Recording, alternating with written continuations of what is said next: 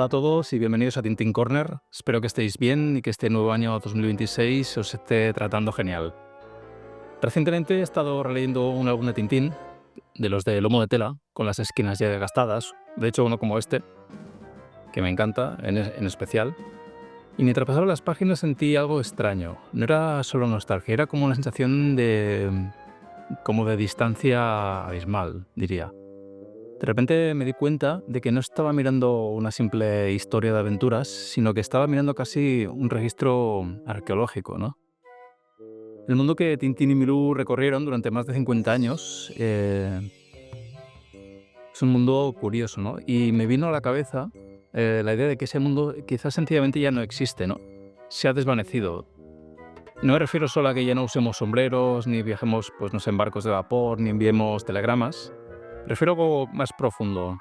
La estructura misma de la realidad que habita Tintín, la forma en que se entendía la geografía, la política, la moral o incluso el tiempo, creo que han colapsado.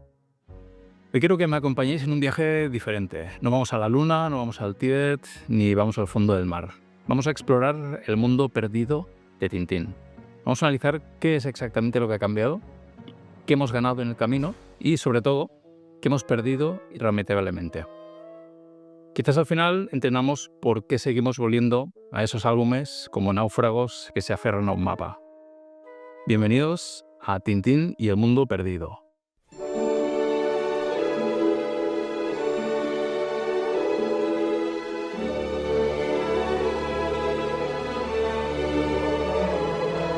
Lo primero que salta a la vista, y quizá una de las cosas que mataron el mundo de Tintín, es algo que todos llevamos en el bolsillo, la hiperconectividad.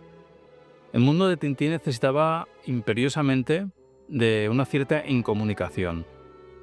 La aventura solo era posible porque existía el misterio geográfico.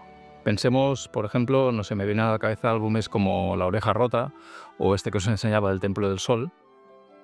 El mundo entonces tenía zonas en blanco en los mapas, lugares donde si entrabas desaparecías del radar. Viajar era como una odisea logística, implicaba guías locales poco fiables, hidroaviones que se averiaban, marchas penosas por la selva sin saber qué habría al otro lado de la colina.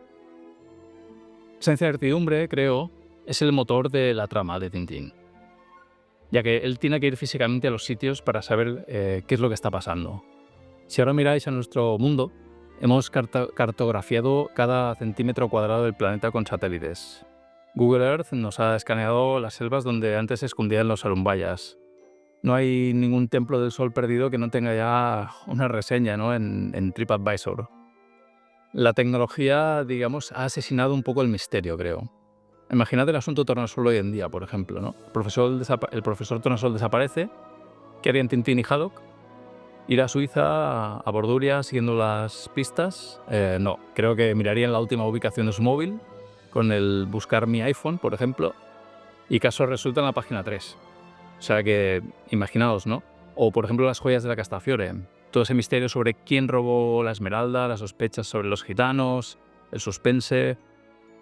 Hoy creo el castillo de Molansar probablemente tendría un sistema de seguridad, de detección de movimiento o cámaras de seguridad. Revisarían la grabación en la nube, verían que la urraca entró por la ventana y fin de la historia. Así que, bueno, el smartphone podría ser quizá la antiaventura en este mundo, ya que elimina la necesidad de preguntar, elimina el riesgo de perderse, elimina los encuentros fortuitos con extraños que hacen avanzar la trama. En definitiva, el mundo de Tintín era vasto y desconocido. El nuestro es pequeño y está totalmente iluminado por la pantalla de un móvil. Hemos ganado comodidad, sí, pero creo que hemos perdido también la capacidad un poco de asombro ante lo desconocido.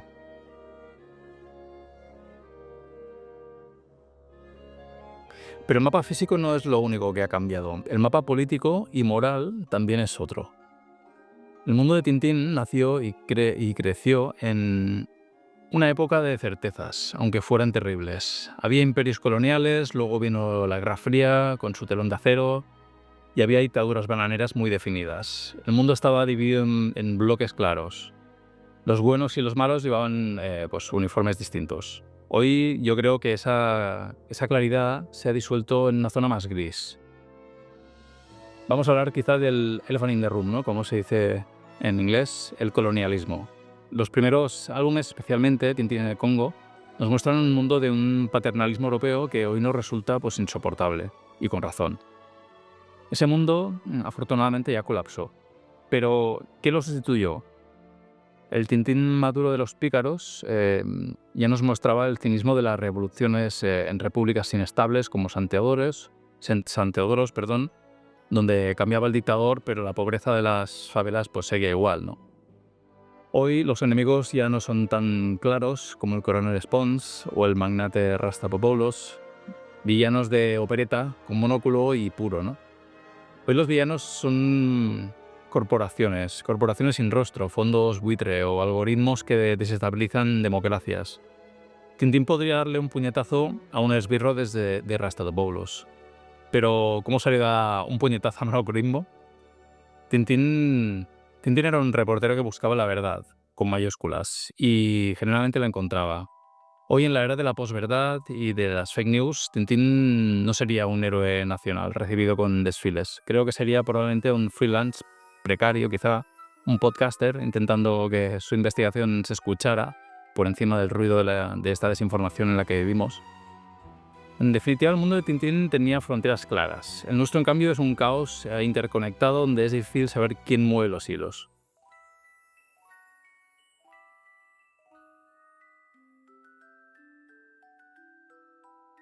Hay otra capa de este mundo perdido que me fascina especialmente. No se ve, no se oye, o mejor dicho, se lee. Es el lenguaje. Si leemos las traducciones clásicas de Tintín, y aquí permitidme que me centre en las magníficas traducciones al catalán de Joaquim Ventalló, que marcaron a tantas generaciones, pues nos damos cuenta de que los personajes hablaban un idioma que ya no existe en la calle. Leer a Tintín hoy es hacer un poco arqueología lingüística, diría. Es como visitar un museo sonoro. El lenguaje de sus álbumes tiene una textura y una riqueza y una formalidad que creo que hemos perdido en favor de una comunicación más rápida, más globalizada y más funcional. Fijaos en el trato, la distancia respetuosa del vostè, que es en catalán usted, incluso entre enemigos. Las fórmulas de cortesía, hoy el tuteo inmediato y la informalidad agresiva son la norma. Esa clase, incluso en el enfrentamiento, ha desaparecido. Por ejemplo, el ejemplo supremo de la joya de la corona, digamos, de este lenguaje perdido son los insultos del Capitán Haddock. Hoy en día el insulto es crudo, directo, a menudo pobre y feo. En cambio, Haddock elevaba el insulto a la categoría de bellas artes. Era como una especie de pirotecnia verbal, ¿no? ¿Quién llama hoy en día iconoclasta, ectoplasma o bashibuzuk? ¿O mercader de alfombras en una discusión de tráfico? Nadie. Aunque bueno, sería interesante probarlo para ver la reacción al menos. Pero esos insultos son vestigios ya de un mundo donde se necesitaba cierto vocabulario incluso para enfadarse, ¿no? Cuando leemos esas expresiones arcaicas, esos batú a l'olla, caram, sapastra, en catalán, sentimos que estamos escuchando una grabación antigua. Entendemos el mensaje, pero la música de las palabras ya pertenece a otra época, una época donde el lenguaje tenía más peso y más color.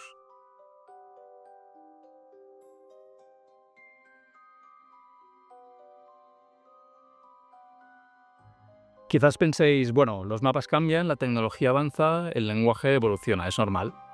Y tenéis razón.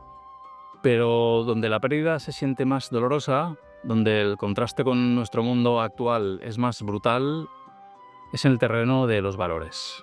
Tintín es esencialmente un Boy Scout belga de los años 30. Su código moral es claro, rígido, luminoso, y ahora vivimos en la era del antihéroe, de los personajes complejos, grises, moralmente ambiguos, como Tony Soprano o Walter White. A su lado, Tintín puede parecer plano, ingenuo, o casi unidimensional, diría. Pero creo que ahí radica su fuerza, ¿no? Es como un faro de luz blanca en un mundo de grises. Pero quizá está bien analizar qué es lo que hemos perdido, ¿no? En primer lugar, quizá que la lealtad incondicional. La relación entre Tintín y Haddock es el estándar de oro de la amistad. Es una relación pura, sin la ironía ni la toxicidad que vemos a menudo hoy. Haddock es un desastre alcohólico y colérico muchas veces, Tintín nunca lo juzga, nunca lo abandona y siempre lo rescata. Y Haddock haría lo mismo por su amigo. Pensemos en Tintín en el Tíbet. Tintín arriesga su vida cruzando el Himalaya basándose únicamente en un sueño y la fe ciega de que su amigo Chang está vivo. La lógica le dice déjalo, pero la lealtad le dice sigue. Y el capitán, que odia la montaña, le sigue. No porque crea en el sueño, sino por pura amistad y estima hacia él. Eh, Hoy en la era de las reacciones líquidas, donde los vínculos se rompen fácil al primer conflicto o por conveniencia, esa lealtad de granito de Tintín se siente casi como un refugio. Algo que anhelamos desesperadamente, pero que creo que hoy esta lealtad pertenece ya a un mundo a menudo quizá parece condicionado, ¿no? Al ¿qué gano yo? O al cancelamiento social al primer error. Son relaciones más desechables en la era de esta era de las apps, de las citas y el ghosting, ¿no? La lealtad férrea a Tintín se siente hoy casi como un refugio nostálgico, algo que anhelamos en un mundo de vínculos frágiles. En segundo lugar, creo la honestidad y el sacrificio. Tintín es incapaz, de mentir para su propio beneficio. Busca la verdad de los hechos. En nuestra era de la posverdad, de los filtros de Instagram que retocan la realidad y de la mentira como herramienta política, la honestidad brutal y simple de Tintín casi resulta revolucionaria. Y esto va unido a su abnegación. Tintín no busca la gloria ni el dinero. Se mete en problemas casi siempre por ayudar a otro. Es un altruismo reflejo, no es transaccional, digamos. No busca likes, no busca viralizar su buena acción, y en la cultura actual del individualismo extremo y la marca personal, el sacrificio silencioso de Tintín parece casi como una curiosidad de otro tiempo casi, ¿no? Pero hay un tercer punto, la evolución moral. Porque los valores de Tintín no fueron estáticos, creo que fueron madurando a lo largo de las aventuras. El Tintín inicial, por ejemplo, del Congo de los soviets, es un producto de su época, lleno de prejuicios terribles, pero el viaje de Hergé es hacia una apertura. Vemos cómo evoluciona de un colonialista paternalista a un humanista genuino, creo. Fijaos, por ejemplo, en el pacifismo activo de sus últimos años. En los primeros libros usa armas sin dudar. En Tintín y los pícaros lleva un símbolo de la paz en el casco de la moto y se niega a que haya ejecuciones tras la revolución, ¿no? Hoy hablamos mucho de solidaridad global, pero a menudo es más de sofá, de clic en redes sociales. Tintín se mancha las manos, va al lugar, escucha eventualmente y actúa. Su evolución creo que nos interpela. Nos muestra que es posible superar prejuicios heredados y desarrollar, creo, una empatía genuina hacia el otro, aunque el camino sea imperfecto. El mundo perdido de Tintín es, en definitiva, un mundo donde se podía confiar ciegamente en la palabra de un amigo y donde se actuaba por principios, no por imagen. Y eso, hoy, quizá es lo que más echamos de menos.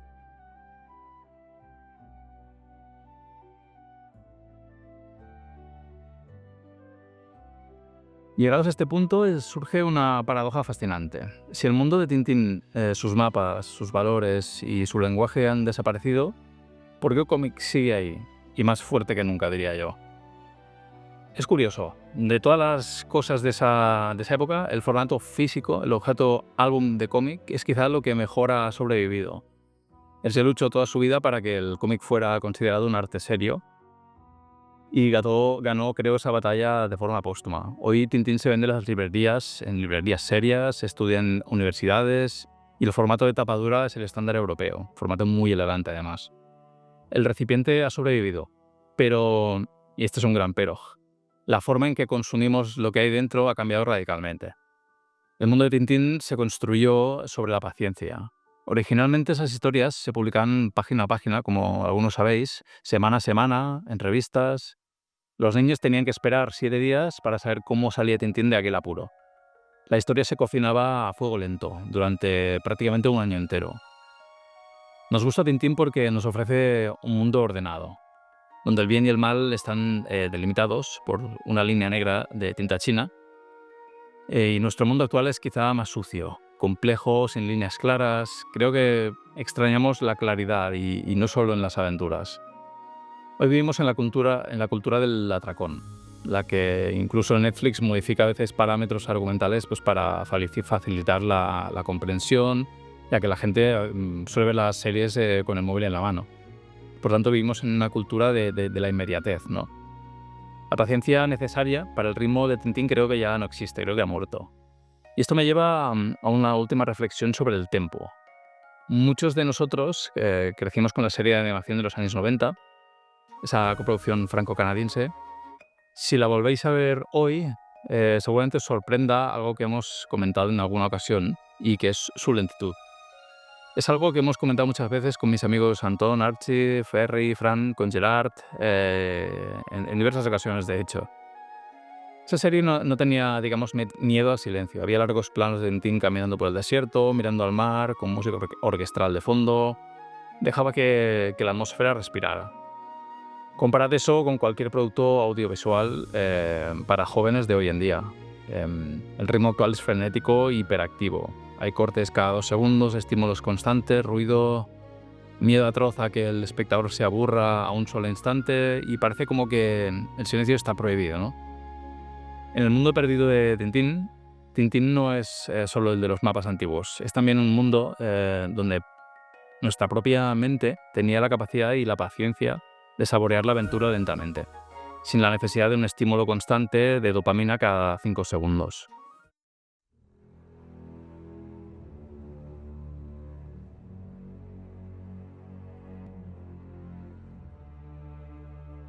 Hemos hablado de cómo el mundo exterior cambió y dejó a Tintín obsoleto, pero hay algo aún más fascinante y trágico. El propio Hergé se dio cuenta de esto antes que nadie.